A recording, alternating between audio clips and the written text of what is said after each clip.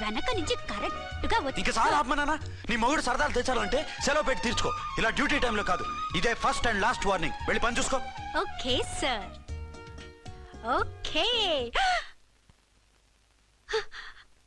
Sir. మీరున్నారని expect చేయలేదు sir. Okay okay, carry on. నాన్నా, నీ కోడలు మూడెలా ఉంది?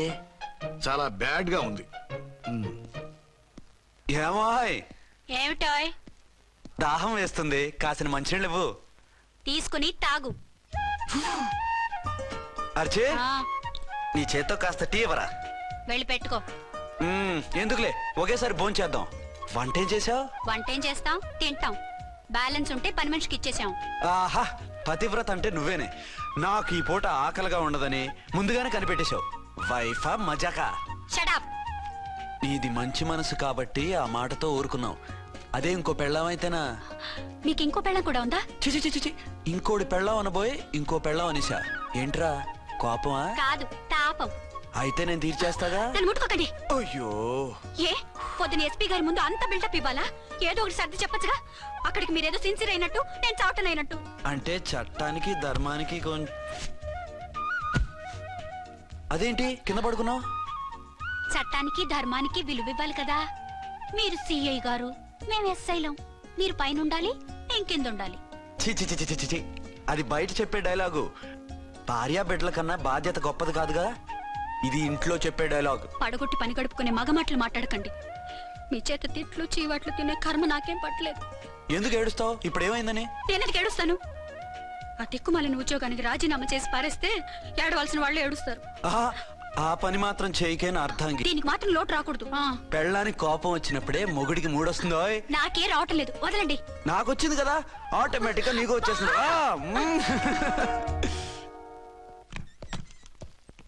అర్చన సార్, ఈ రోజు నా మినిస్టర్ తమ్ముడి కేసు ఫైనల్ హియరింగ్ అవుతుంది. ఎవిడెన్స్ అన్ని పక్కగా ఉన్నాయి కదా? సార్. లేదంటే తన తమ్ముడిని విడిపించుకోవడానికి ఆ మినిస్టర్ తన పవర్ అంతా ఉపయోగించి కేసును తారుమారు చేస్తాడు. లేదు సార్, అన్ని పక్కగా ఉన్నాయి. ఖచ్చితంగా లైఫ్ పడుతుంది. గుడ్, వాడిని తీసుకెళ్ళు. వీడిని ఇక్కడికి ఎందుకు తీసుకొచ్చారు? నాన్న ఇంట్లో లేడు, నేను అర్జెంట్ గా బయటికి వెళ్ళాలి. వీడేమో ఏడుస్తున్నాడు, ఏం చేయాలో తెలియక. నేను కోర్టుకి వెళ్ళాలండి. సరే ఇవ్వండి. లేదమ్మా లేదు, లోపల ఎస్పీ గారు ఉన్నారు. ఓకే.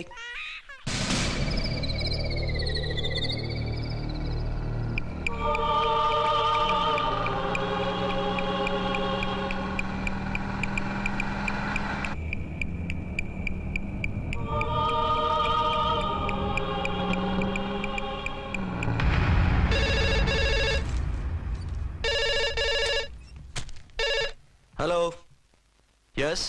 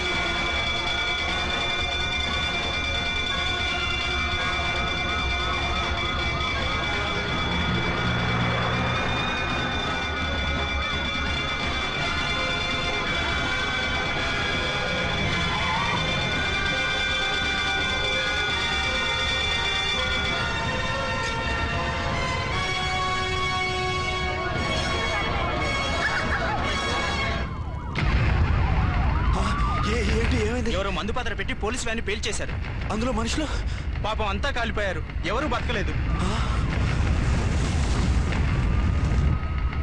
అర్చనా!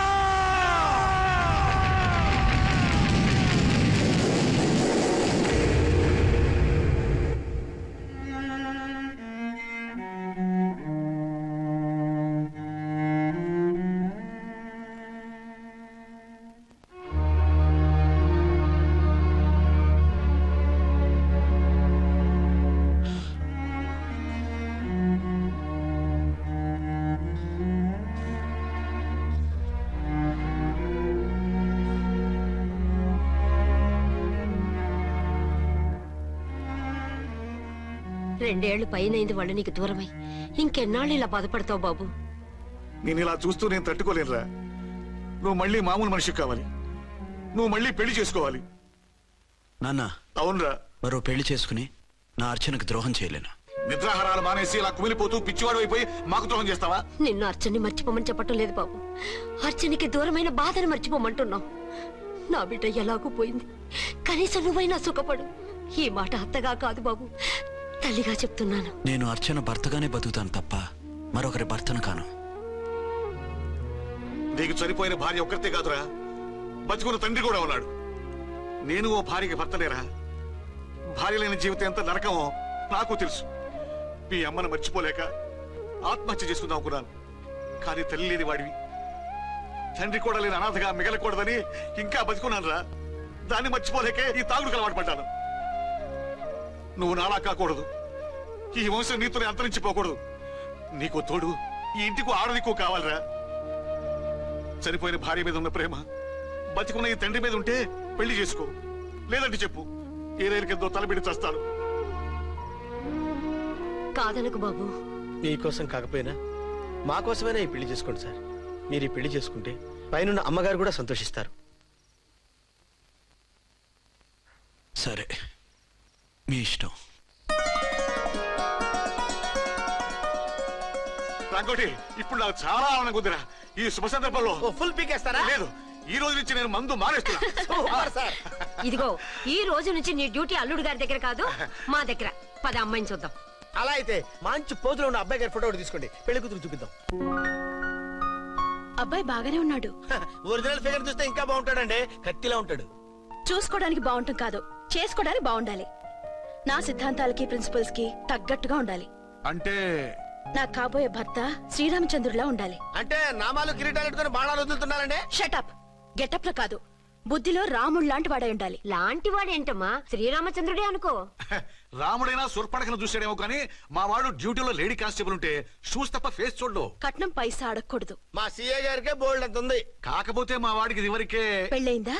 అబ్బే లేదమ్మా, ఇదే మొదటి పెళ్లి. ఇది వరకు ఎన్ని సంబంధాలు వచ్చినా అతను చేసుకున్నా అంట. ఏ ఏదైనా ప్రాబ్లమా? కాదు, అమ్మాయిలు నచ్చగా నీ ఫోటో చూసి బాగా ఇంప్రెస్ అయ్యాడంట. నువ్వు గనక ఓకే అంటే నాకు ఓకే. అదేంటండి, అబ్బాయికి రెండో పెళ్లి అమ్మాయి చెప్పలేదే? చెప్తే ఒప్పుకోదని. అందుకని అబద్ధం చెప్పి పెళ్లి చేస్తారా? ఉద్యమాలని విప్లవాలని తిరిగి దీన్ని చేసుకోవడానికి ఎవరూ ముందుకు రావడం లేదు. రాక రాక మీ సంబంధం వచ్చింది. రైటే, కానీ రెండో పెళ్లి గురించి చెప్పకుండా పెళ్లి చేస్తే. ఆ 3 ముళ్ళు పడింది. రైటే, కానీ రెండో పెళ్లి గురించి చెప్పకుండా పెళ్లి చేస్తే.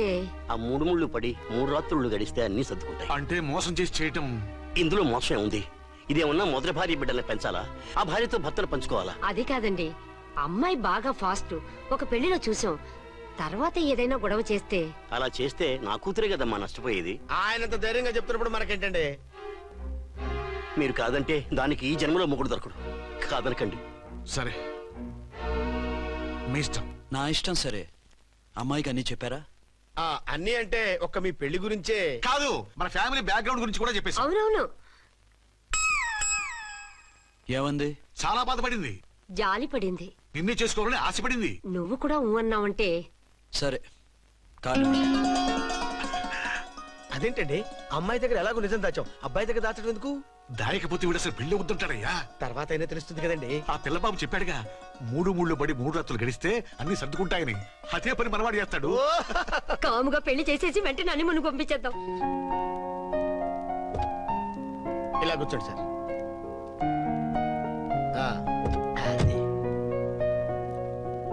Happy honeymoon. Thank you.